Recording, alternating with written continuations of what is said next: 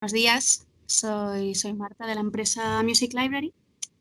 Gracias por ver este talk, esta charla sobre gestión de derechos musicales para creadores audiovisuales. Este sería nuestro segundo talk. Mi compañero Víctor estuvo hablando de recursos musicales para medios audiovisuales y esta charla se va a centrar más en lo que necesitáis conocer si hacéis un proyecto audiovisual para poder incluir música, sea un documental, una peli, un corto o un spot publicitario. Es importante porque hay cierto desconocimiento o desinformación generalizada, porque no es un tema muy accesible igual. Y bueno, creemos que es importante que haya algunos conceptos claros para poder enfrentarse a un proyecto audiovisual e incluir la música de una manera más efectiva. Vamos a empezar hablando de derechos de autor en términos más generales, viendo los distintos tipos de derechos que se recogen en la Ley de Propiedad Intelectual para luego enfocarnos más en los derechos necesarios de conocer desde el punto de vista musical, para que sepáis pues, cuándo hay que pagar, a quién y por qué. Veremos algunos ejemplos también de sincronización musical y hablaremos un poco de las cosas que hay que tener en cuenta a nivel organizativo cuando se emprende la aventura de hacer un proyecto audiovisual. Cosas a tener en cuenta desde el punto de vista de la música. Vale, entonces pues vamos al lío propiamente. Lo primero, una definición como muy rápida, sencilla de los derechos de autor. El derecho de autor no es otra cosa que un conjunto de normas jurídicas y principios que afirman los derechos morales y patrimoniales de un autor por la creación de una obra. La propiedad intelectual, que es la Ley de Propiedad Intelectual, que es lo que protege todos estos derechos, es el derecho de propiedad asociado a cualquier creación de la mente humana. Pueden ser obras de carácter artístico, literario o científico. Una cosa que hay que tener en cuenta es que la propiedad intelectual de una obra es de la autora o del autor por el simple hecho de crearla.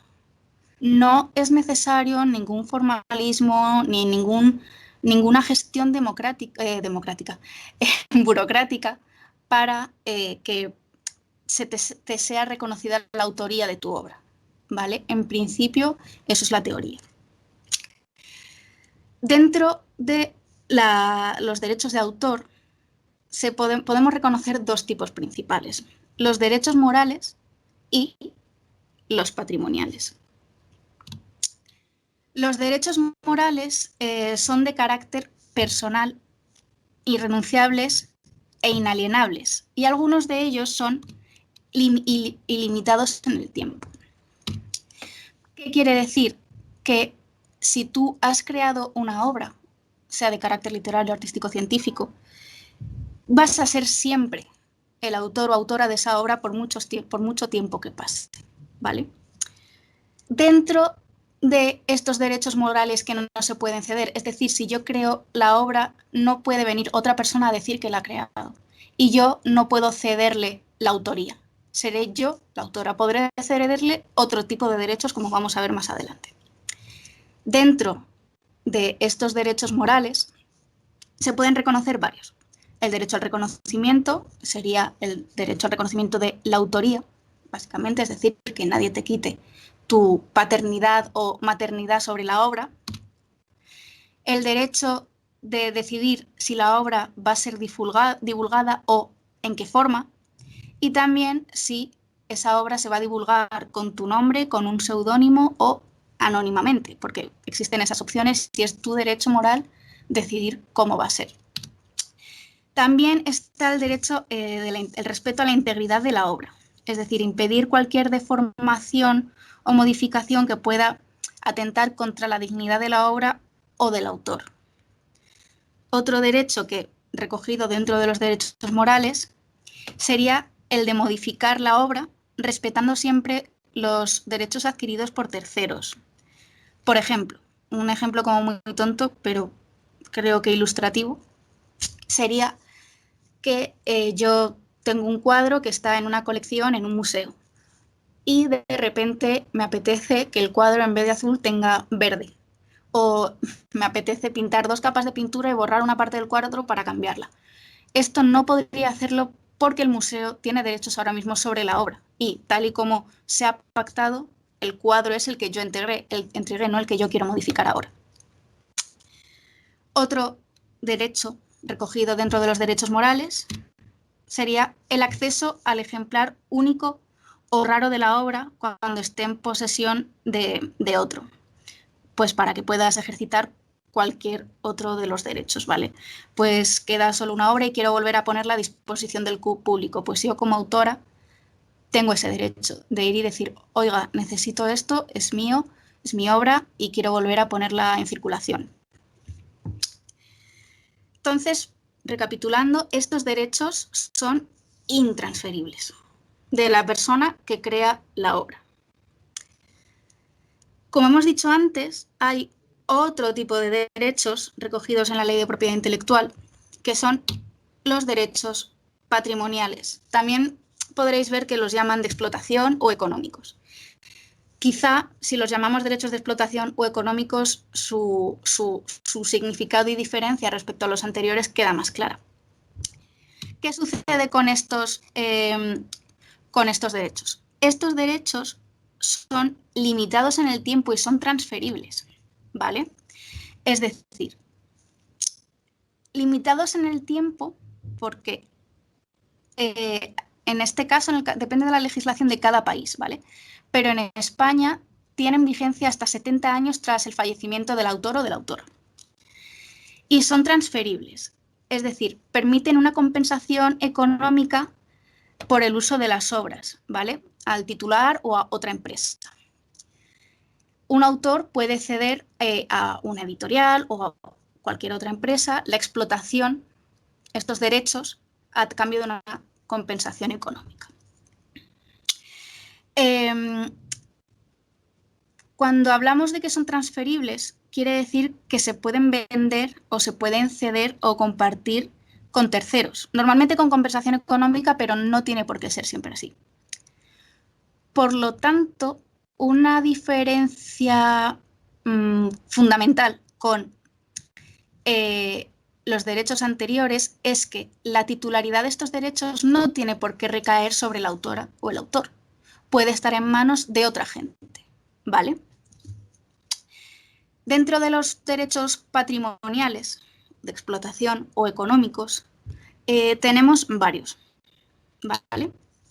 El de reproducción, que sería como el concepto, el derecho nuclear o fundamental de este tipo de derechos, ya que es el primero en ponerse en marcha, ¿vale? Que consistiría básicamente en la fijación de la obra, total o parcialmente, en cualquier medio, material o inmaterial, desde su original o copia, y que permita su nueva reproducción o comunicación pública, ¿vale? Es la fijación en un soporte. Que esto es, cronológicamente, es el primer derecho de explotación que ha de desarrollarse porque a partir de él vienen los demás. Si no tenemos una obra fijada en ningún tipo de soporte, no podemos ni distribuirla ni hacer nada con ella, ¿vale? Otro derecho sería el de distribución, que es bastante claro, es simplemente la puesta a disposición del público del original o copias de la obra, ¿vale? En soporte tangible, mediante venta, alquiler o préstamo. Es importante aquí señalar que aunque estemos hablando de soportes tangibles, también abarca plataformas de descarga o de streaming, ¿vale? O de suscripción en línea. El mundo de Internet ha sido una revolución en cuanto a consumo de bienes culturales y entonces pues las legislaciones también tienen que adaptarse. En la distribución ya no es solo el CD o el cassette o el vinilo, sino que cuando está colgada en una canción en Spotify o en cualquier otro servicio, eso también se consideraría fijación en un soporte, ¿vale? Dentro de estos derechos, tenemos también el derecho de comunicación pública. La comunicación pública es muy sencillo de entender. Es básicamente, pensemos en una radio. Tú estás escuchando la radio y estás accediendo a una canción, pero tú no tienes una copia privada tuya, tú la estás escuchando porque la radio la está poniendo. Básicamente, la comunicación pública es la puesta a disposición del público o de una pluralidad de personas de una obra sin necesidad de que éstas tengan una copia personal o privada. Pues eso, radios, televisión, cuando estamos viendo un anuncio y suena una canción, o cuando estamos viendo una peli y suena canción, o cuando estamos en un concierto también, porque tú vas al concierto pero no necesariamente tienes el disco, tú estás escuchando junto a otra gente una canción.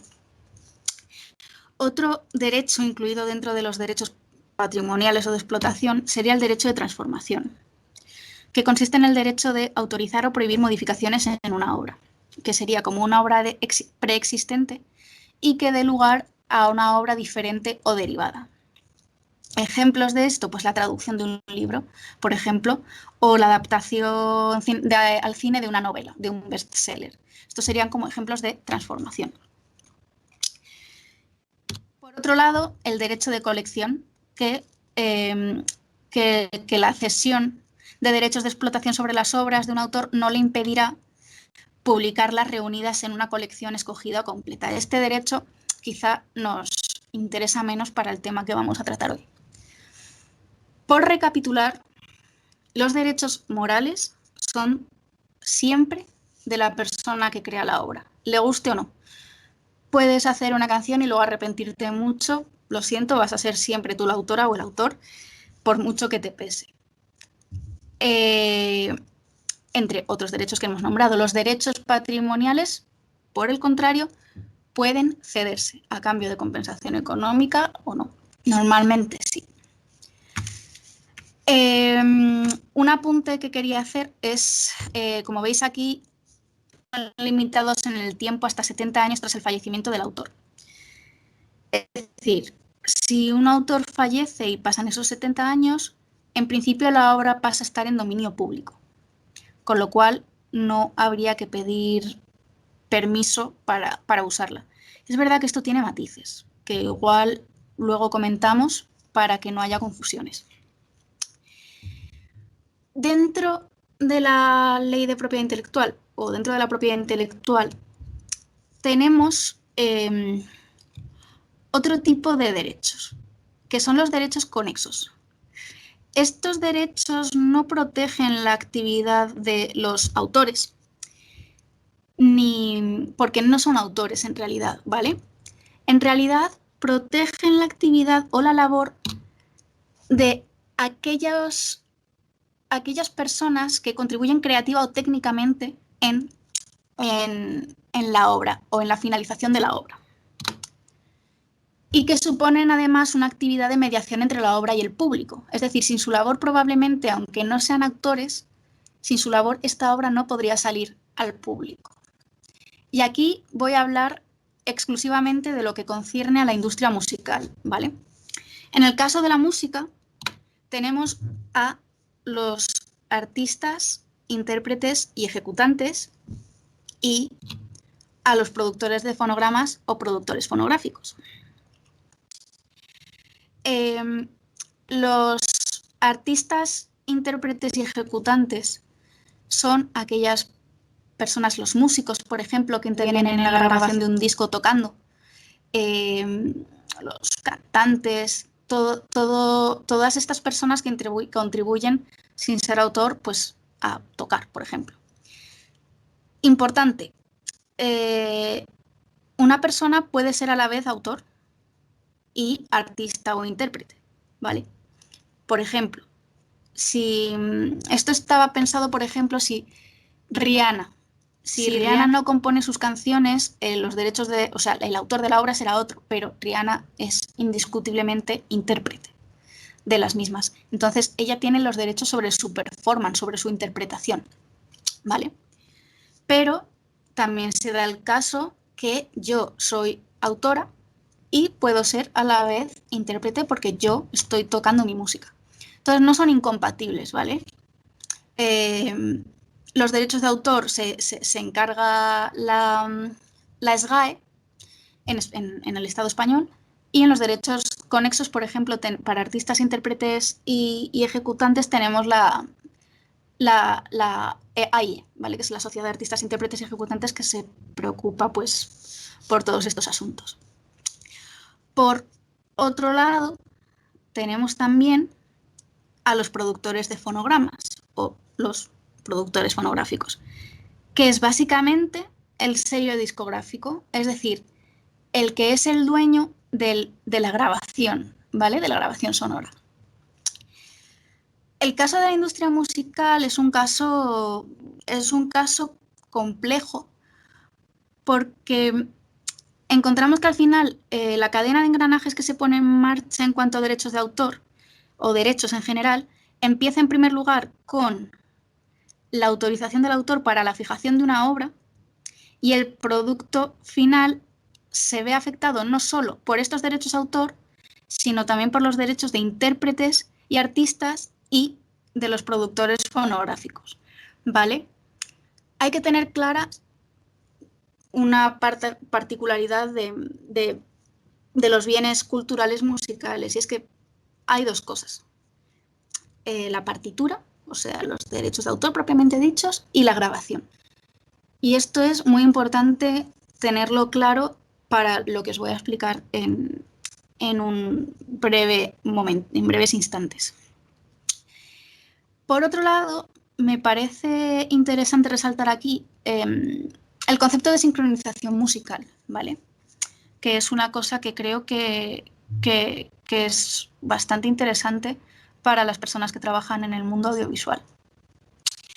La sincronización musical consiste básicamente en utilizar una obra musical sin modificarla, ya sea total o parcialmente, en cuanto a duración, en obras de carácter audiovisual. Es decir, meter música en una peli, en un docu, en un anuncio o en vídeos corporativos, incluso obras multimedia.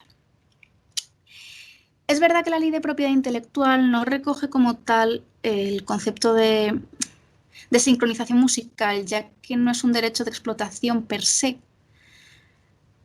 pero tampoco hay un derecho moral directamente vinculado. Entonces es un poco que está en tierra de nadie. Pero lo que sí que podemos afirmar, sin ningún tipo de lugar a duda, es que la sincronización musical es una manifestación de los derechos de autor sobre sus obras. Entonces, si nosotros queremos incluir una canción en una película, necesitamos sí o sí el permiso de los titulares de los derechos, que como hemos visto puede ser un autor o puede que lo haya cedido a una empresa o lo que sea. ¿Vale? Es importante también aquí señalar que, claro, cuando hablamos de sincronización musical no estamos hablando solo de 1 más 1, 2. O sea, no estamos, venga, pongo esta canción sobre estas imágenes, sobre estas escenas y a correr.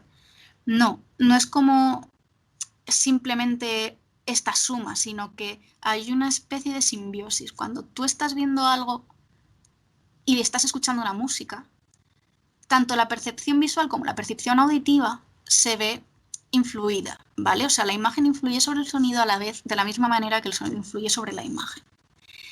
Y esto es muy importante también a la hora de concebir un proyecto y pensar la música, por cosas que veremos a continuación, ¿vale?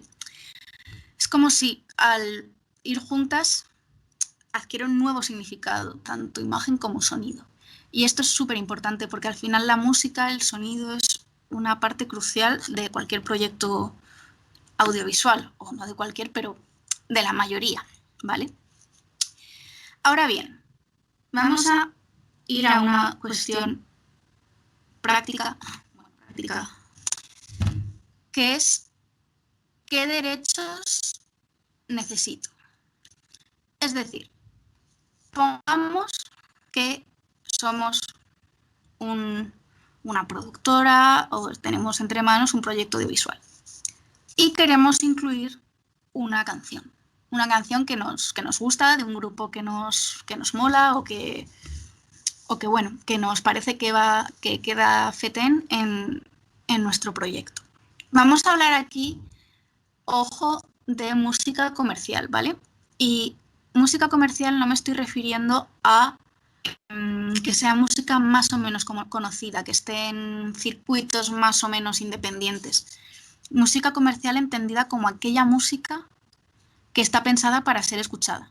Es decir, si mi prima tiene un grupo, aunque no las conozca nadie, sería música comercial.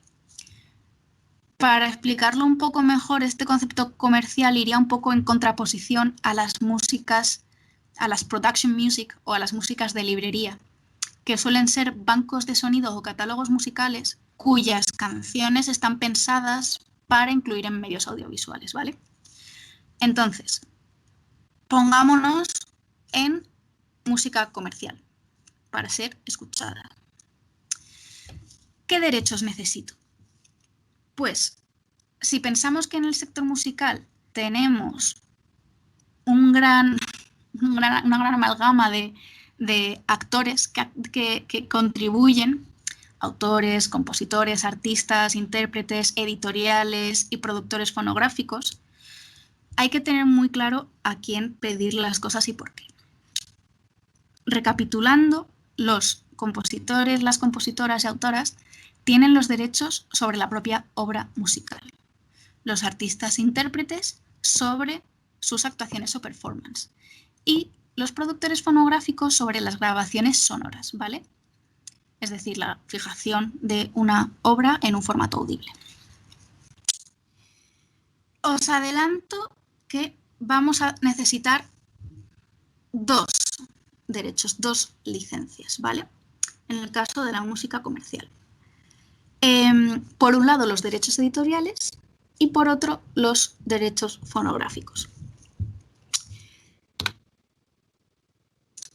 Si os acordáis, hemos dicho que los derechos de explotación o patrimoniales se podían ceder, ¿vale? Con eso en la cabeza, los autores, las autoras pueden ceder en exclusiva sus derechos de explotación o económicos, que esto normalmente es una editorial, a una editorial musical. La editorial musical, para que no haya mucha confusión, es simplemente una persona natural o jurídica a la que el autor cede estos derechos, normalmente a cambio de una compensación, ¿vale? Una compensación económica.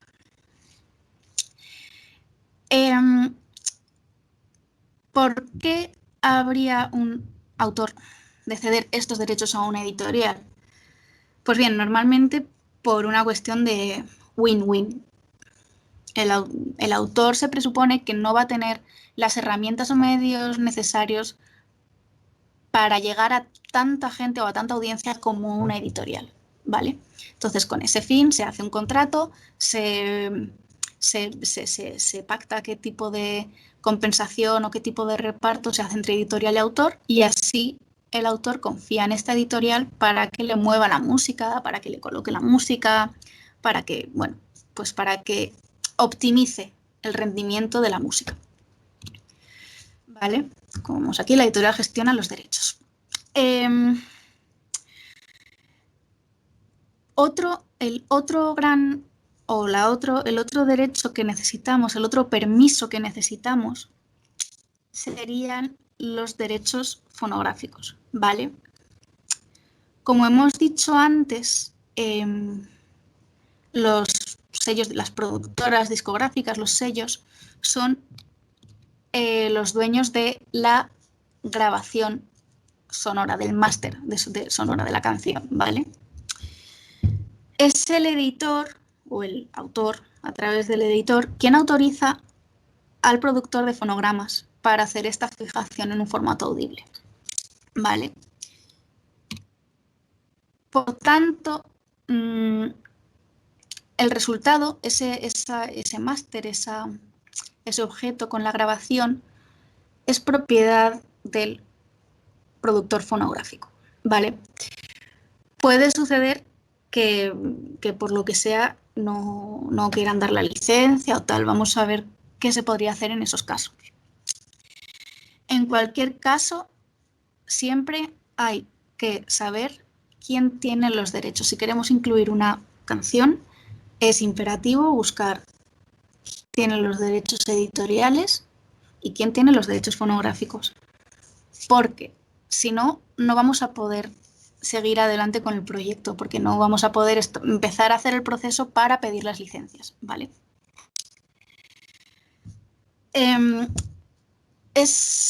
Y os preguntaréis, vale, ¿y cómo hago yo para saber esto? O sea, ¿de dónde saco yo la información? Pues depende. Depende porque pueden darse varias situaciones. A veces es una función, o sea, es una labor de detective total, de meterse a rastrear hasta incluso la página 3 de Google. Pero realmente si es una canción más o menos conocida es muy fácil de encontrar, ¿vale? Es súper fácil. Pero si no, hay que hacer una labor de rastreo que puede llevar tiempo. Imaginemos que estamos en una situación sencilla donde sabemos que la canción que queremos incluir está en Sony, los derechos editoriales, Sony ATV, y en Sony Music, los fonográficos. Ojo, cuidado, porque el hecho de que las dos empresas se llamen Sony no quiere decir nada, son como empresas distintas a nivel práctico, ¿vale? Necesitaremos ambas licencias, porque uno es quien se encarga de los derechos editoriales y el otro de los fonográficos, ¿vale? Porque esto me ha pasado, a veces dicen, bueno, pero ¿por qué tenemos dos licencias que pone casi lo mismo y de Universal? Ya, porque uno es la empresa editorial y otro la empresa fonográfica. Es muy probable que, bueno, no es muy probable, os van a pedir, si descubrís que Sony ATV tiene los derechos editoriales y Sony Music los fonográficos, van a pedir un formulario, ¿vale? ¿Para qué? Pues porque a partir de esa información que proporcionéis, ellos van a decidir por cuántos presupuestan el uso de la música. ¿Qué os suelen pedir? Pues la grabación que queréis utilizar en el caso de los derechos fonográficos, la obra en el caso de los derechos editoriales. Os van a pedir el intérprete o los autores, cómo se llama la producción audiovisual, una ficha técnica, el formato, si va a ser digital, si va a ser tal, la productora, el presupuesto de la obra, o sea, del proyecto audiovisual, una sinopsis, la duración de uso de la música, la escena, una descripción y duración de la escena donde va a ir la música, medios de explotación, territorio de la licencia, duración de la licencia, ¿vale? Con todo esto hablan internamente editorial y productor fonográfico para poder evaluar y hacer un presupuesto y os lo pasarán. Normalmente os dirán que es MFN. En plan, imagínate que tienes respuesta de la editorial. Pues te dirá MFN con máster.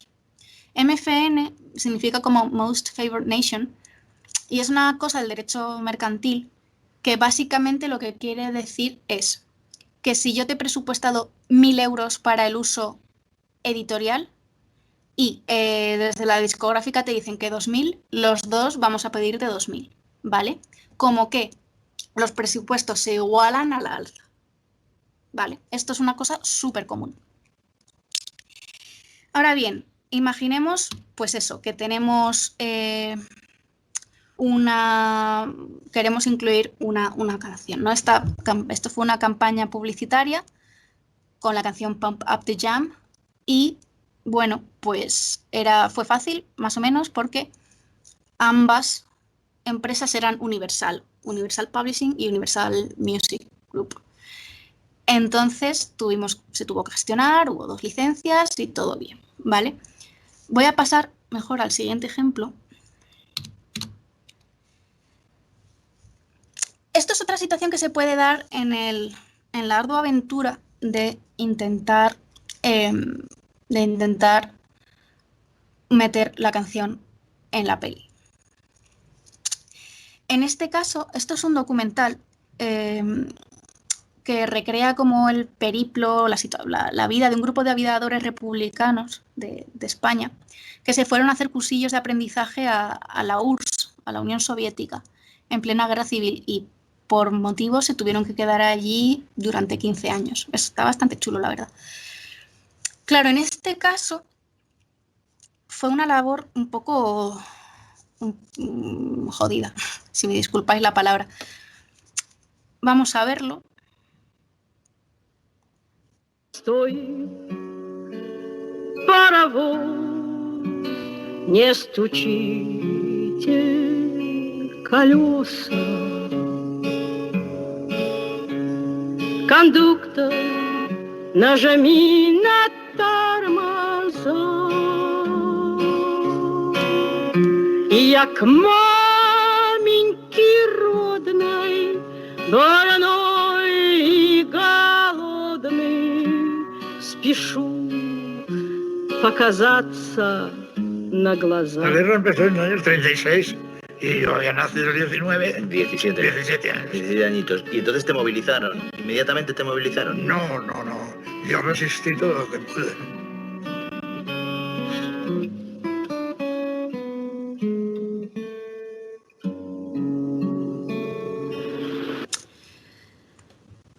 Pues esta canción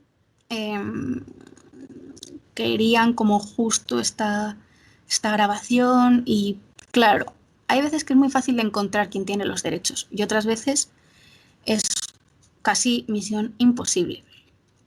En este caso fue casi misión imposible.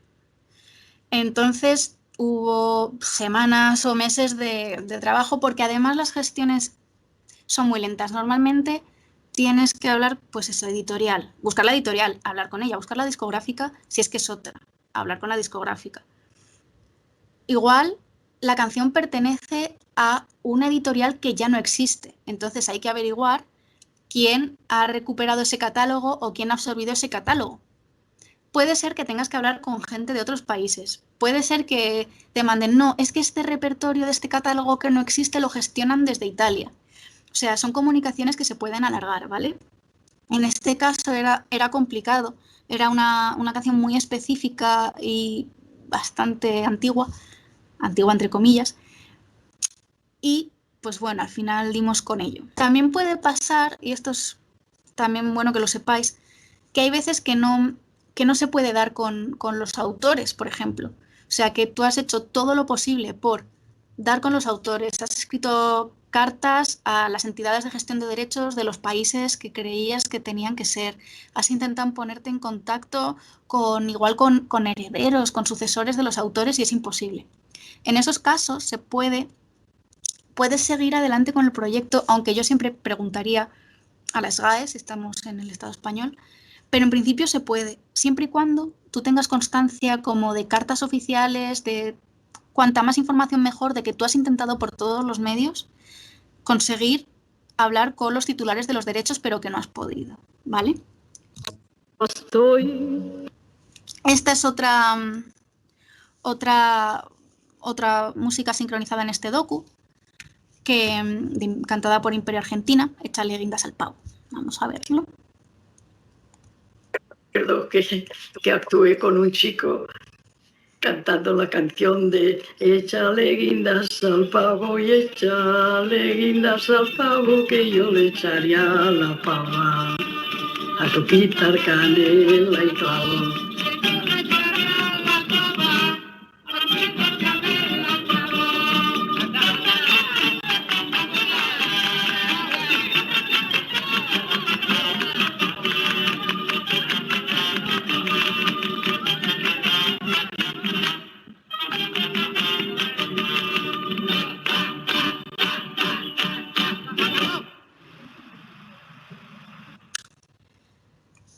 Pues en este caso me gustaría resaltar una cosa. Cuando queremos usar músicas que retroceden así más en el tiempo, en el siglo XX, o que pueden ser perfectamente músicas más populares, y queremos una grabación concreta, eso es importante. Es decir, yo quiero esta grabación en concreto de Imperio Argentina, porque puede ser que esta misma obra la haya interpretado o cantado otro artista y esa grabación pertenezca a otra discográfica. Entonces, cuanto más precisos seamos, muchísimo mejor. Por ejemplo, esto también puede pasar con la música clásica. O sea, la música clásica, ¿qué grabación quieres? Porque si bien está en dominio público, es decir, no hay derechos de autor, como tal, si yo quiero usar una grabación concreta, tengo que pagar al productor de fonogramas. Entonces, no es lo mismo una grabación que otra, porque probablemente lo manejarán empresas distintas, ¿vale? Esto es muy importante. Recuerdo que Otro ejemplo, que es un poco de este estilo también, de, bueno, obra popular interpretada por muchísima gente a lo largo de siglo XX, fue este. Además me lo ha visto, me ha dicho que fantástico, que está muy bien. Y en el cocosé, el jazz,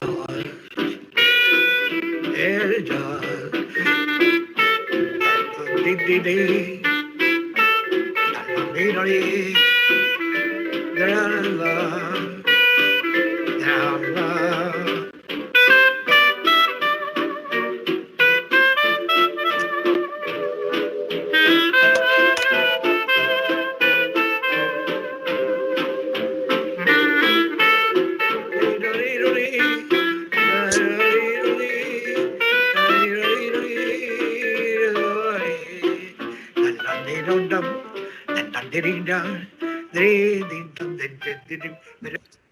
Qué salado.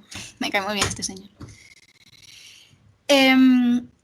Vamos a ver un último vídeo de ejemplo de labor detectivesca que llevó un tiempo, muchos intercambios de correos y muchas búsquedas en internet, que fue la sincronización para el cortometraje de Soy una tumba, que por cierto estuvo nominado al Goya en 2019 como mejor corto de animación. La verdad es que está súper bien. Y aquí solo había una música en el corto y querían que fuera Aveira do Lume en concreto, y creo recordar que en concreto una grabación que era interpretada por la agrupación coral Rosalía de Castro. Fue muy difícil, si no imposible, dar con esta gente para saber quién tenía los derechos al final. Y resultó que por circunstancias casi divinas dimos con una empresa muy pequeñita que tenía los derechos de grabación, pero nos costó semanas de búsqueda. Y vamos a verlo. Está muy guay este corto. Si no lo habéis visto, está chulísimo.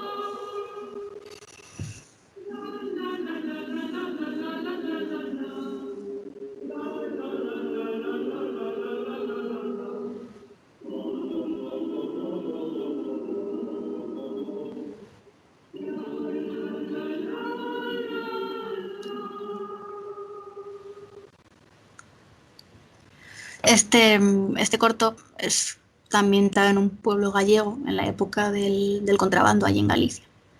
Y bueno, la verdad es que está muy guay. No pudimos encontrar ningún rastro para la licencia editorial, eso es verdad.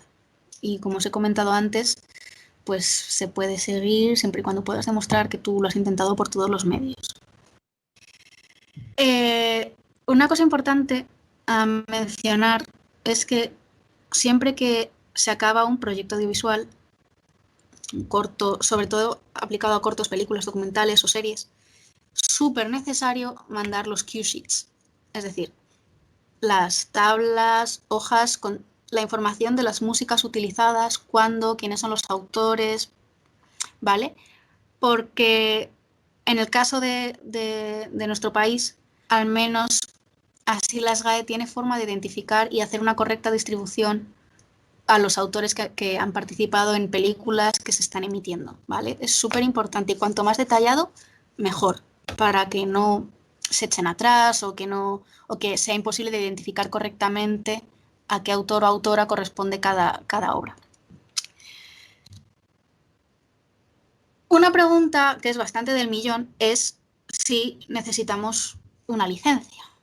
Y rotundamente sí. Matices.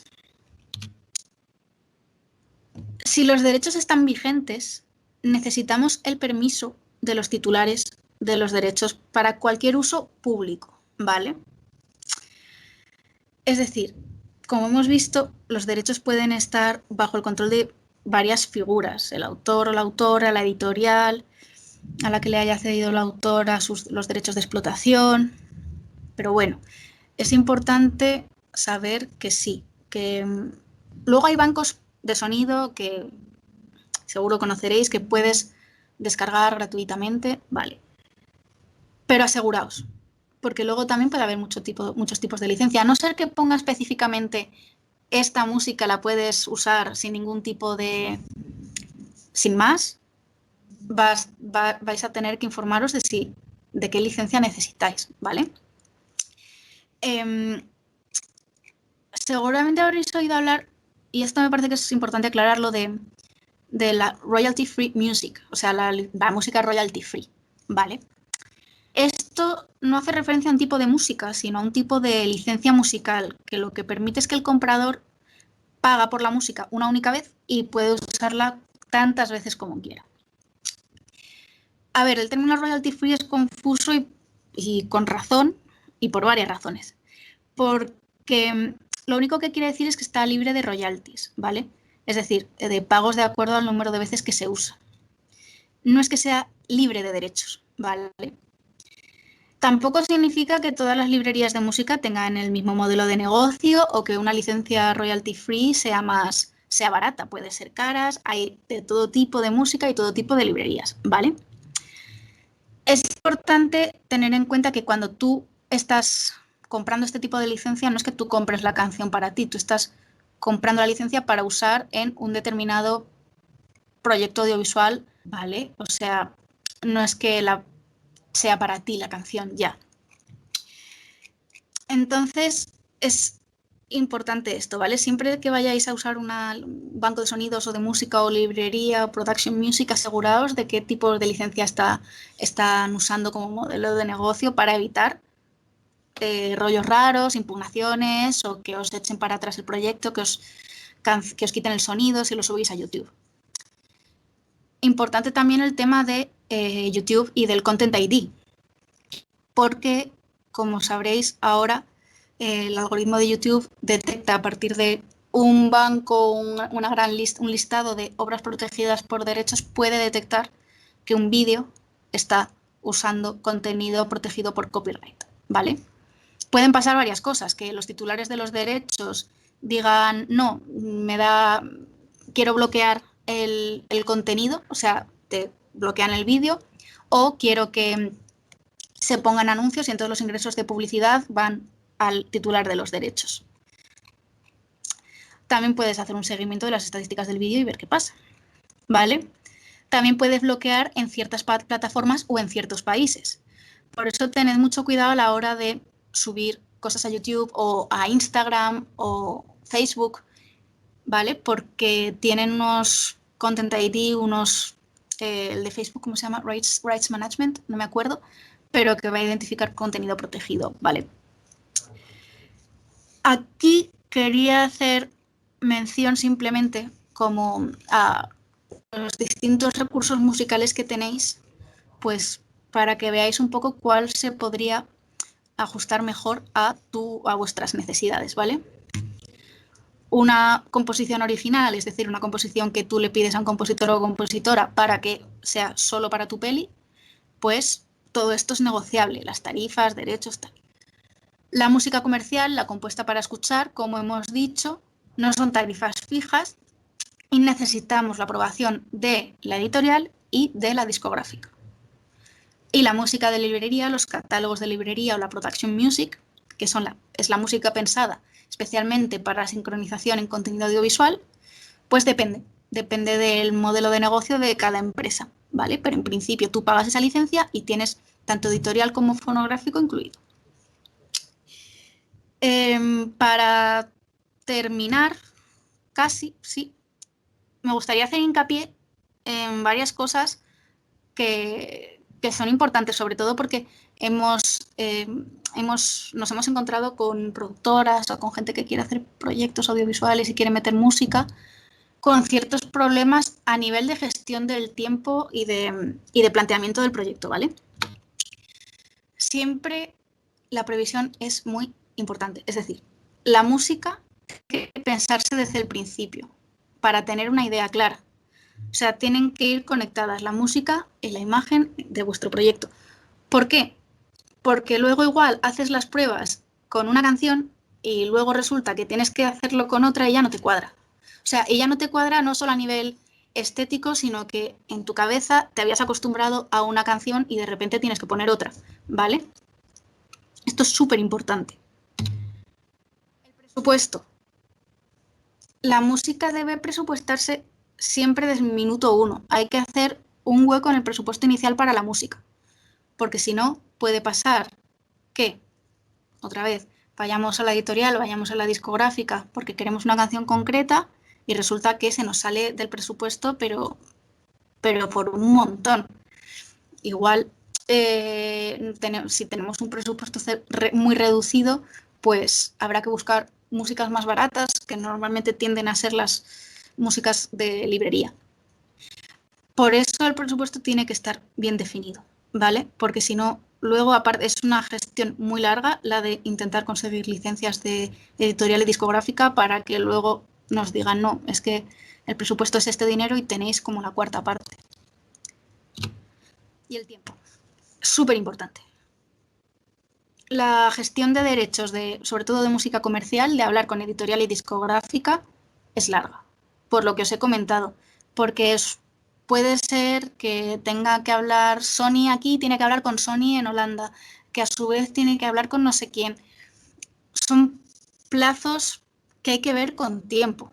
Y esto es importante porque bueno, al final hay deadlines, hay entregas, tenemos que entregar no sé qué, tiene que estar el proyecto montado y es una situación muy estresante.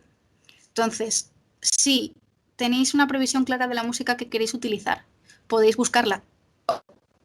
Más o menos qué música queréis, con tiempo podéis, por un lado, averiguar si se adecua a vuestro presupuesto o tenéis tiempo también para buscar otras alternativas, ¿vale? Y pues ya estaría un poco esta visión panorámica general de bueno, pues de cosas que hay que tener en cuenta para poder meter música en un proyecto audiovisual. Así que voy a dejar de tener la pantalla completa y me meto a... Voy a dejar de compartir. Vale. Preguntas, ¿no?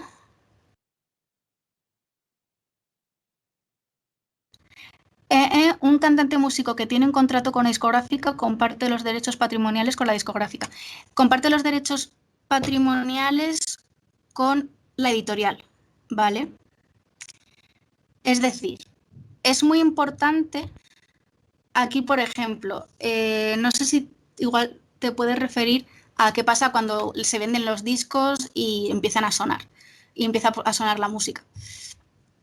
Eso quiere decir que los derechos de comunicación pública van a ir al autor.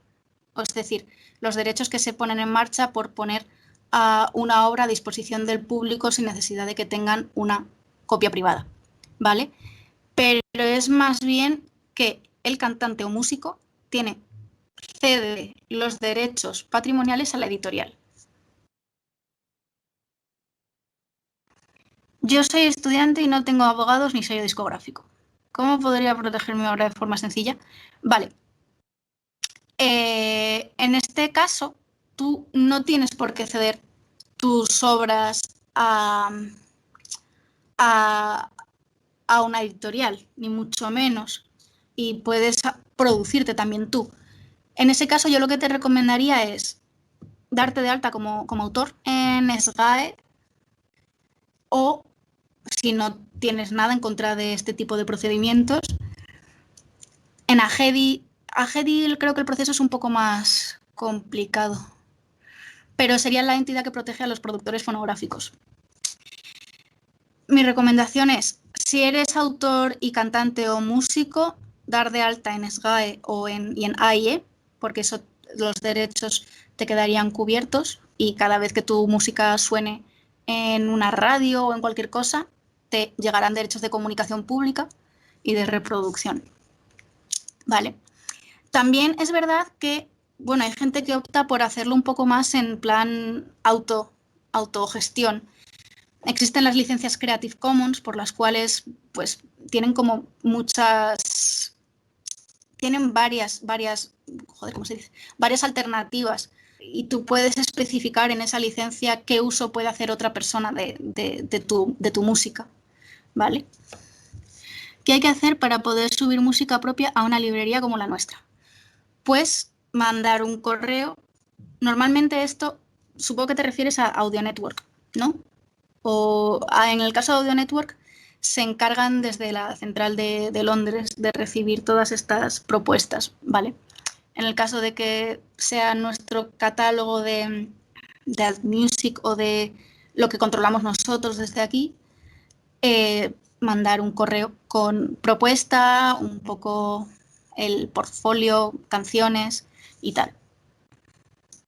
¿Hay alguna web para averiguar quién tiene los derechos? Sí. Normalmente, ahora dudo, en SGAE tú puedes acceder al repertorio de SGAE, lo que pasa es que no sé, dudo ahora si puedes acceder sin ser tú usuario de SGAE. Lo tendría que mirar. Normalmente yo, por ejemplo, cuando necesito saber quién tiene los derechos, lo que hago es buscar en el repertorio online de SGAE, que tiene todo lo que está ahí, y entonces lo busco. De todas formas, es muy probable que pueda pasar que no esté en SGAE la obra, por ejemplo. Puedes meterte a otro tipo de entidades de gestión como análogas a la SGAE en otros países, pues ASCAP en Estados Unidos, SACEM en Francia, GEMA en Alemania, por ejemplo, ¿vale? Dependiendo de dónde sea la obra, porque puede ser que sea una obra de un compositor estadounidense y no esté registrada en SGAE. Entonces yo me metería a ASCAP, por ejemplo. También puede ser que es que no haya rastro de la obra, entonces pues toca hacer investigación, normalmente en internet. Pues páginas como Discogs suelen tener información bastante precisa de esta obra se sacó con este sello discográfico que ya no existe y entonces ahora tiene Sony. Pues ahí, ¿qué haces? Dices, vale, Sony, pues preguntar a Sony. Muchas veces también es un poco ensayo y error de preguntar a la gente y que te digan, sí, te confirmo que controlamos los derechos editoriales, o sí, te confirmo que controlamos los derechos de máster, o que te digan, no, no es nuestro, no sé quién los puede tener. Entonces es seguir, cada vez que ves un rastro de, este puede ser la editorial o esta la discográfica, contactar.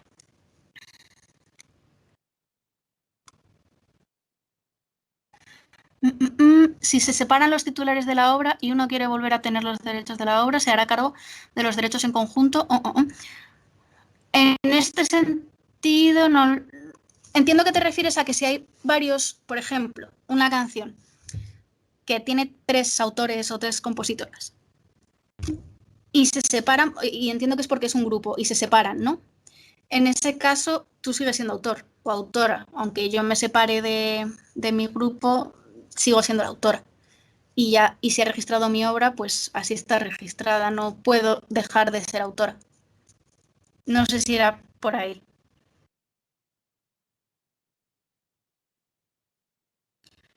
A ver.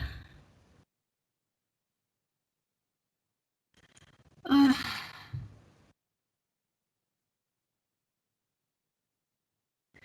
los derechos, tanto morales como patrimoniales, son los mismos para los artistas, intérpretes y ejecutantes como para... No. Los, los derechos de artistas, intérpretes y ejecutantes no son derechos de autor, como son los derechos morales y patrimoniales de los autores, ¿vale? Ellos no son autores de la obra, simplemente ayudan técnica o creativamente a finalizar la misma, ¿vale? También depende lo de las ganancias. Esto depende mucho de la comunicación pública, por ejemplo. Si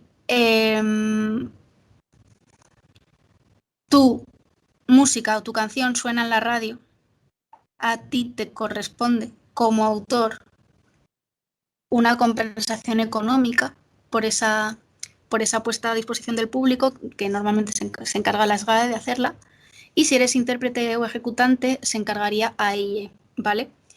Pero no puedes... es que las ganancias que vas a generar con una obra musical tampoco puedes anticiparlas, ¿sabes? Depende del uso de la obra, de la explotación, de cuántas veces se va a poner en televisión, cuántas veces en la radio. No es fácil hacer como una estimación de antemano. A no ser, también es verdad que normalmente en los contratos editoriales de derecho del autor con editorial, lo que se pacta es el porcentaje de cuánto se lleva el autor, cuánto se lleva la editorial, ¿vale? En ese sentido, sí que hay ese pacto.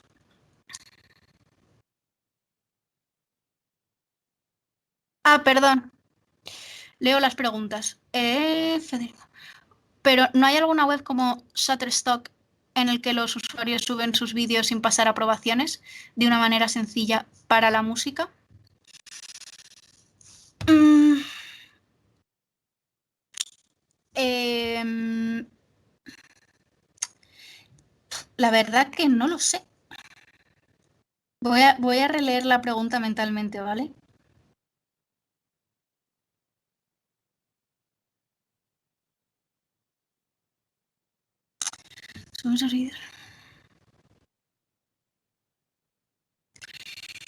O sea, entiendo que esto de sin pasar aprobaciones de una manera sencilla para la música es por lo que he comentado de YouTube, ¿no? O sea, de YouTube, Facebook y tal.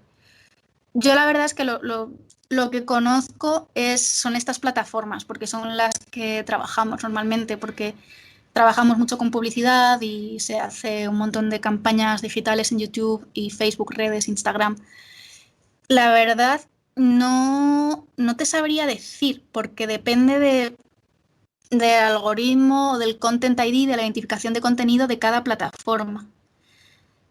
Entonces,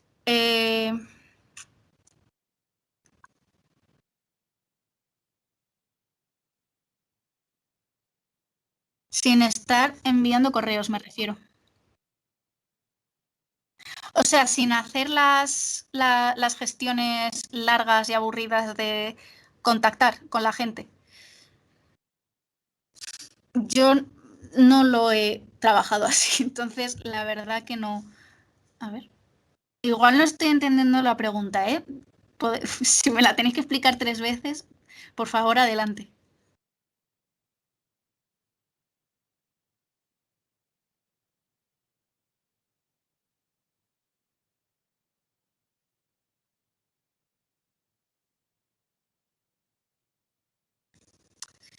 Estoy callada porque están escribiendo.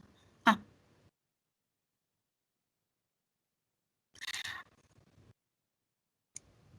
a tu propia música.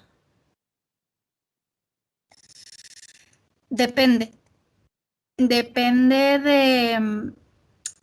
A ver si estoy entendiendo bien, que igual todavía no lo he entendido. Pero no por la pregunta, que soy yo, que tengo mil cosas ahora en la cabeza. Por ejemplo, si es tu propia música, por ejemplo, Bandcamp, SoundCloud, en principio, aunque se queda una comisión Bandcamp, tú puedes... Pero claro, eso es específicamente musical, o sea, solo es de música. Los fans pagan y te llega el dinero a ti, salvo la comisión que se queda Bandcamp, a no ser que sea un día de la semana, creo que era el viernes, que va todo íntegro para el artista. En el caso de YouTube, por ejemplo, para poder monetizar, tienes que ser parte del programa de partners de YouTube. O sea, tienes para poder monetizar el vídeo, básicamente tienes que estar como dentro de ese programa. No tengo muy claras las condiciones ahora mismo para formar parte, pero esta sería mi respuesta a la pregunta, que creo que la he entendido así. Sí, de todas formas, también os digo que os puedo poner mi mail si queréis, porque por si tenéis más dudas. Pongo mi mail, si por si acaso, y lo pongo en el chat para que os lo pasen. Y si queréis, tenéis dudas o lo que sea, me podéis escribir, ¿vale?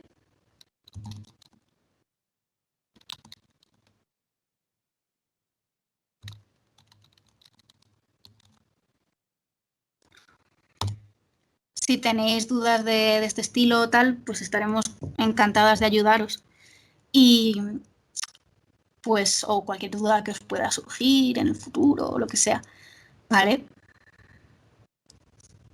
Así que, si no hay más preguntas, ya está. Vale. Pues muchas gracias a todos por haber asistido y espero que os haya quedado más o menos claro. Si no, por favor, escribidme y os contesto de la manera más clara posible, ¿vale?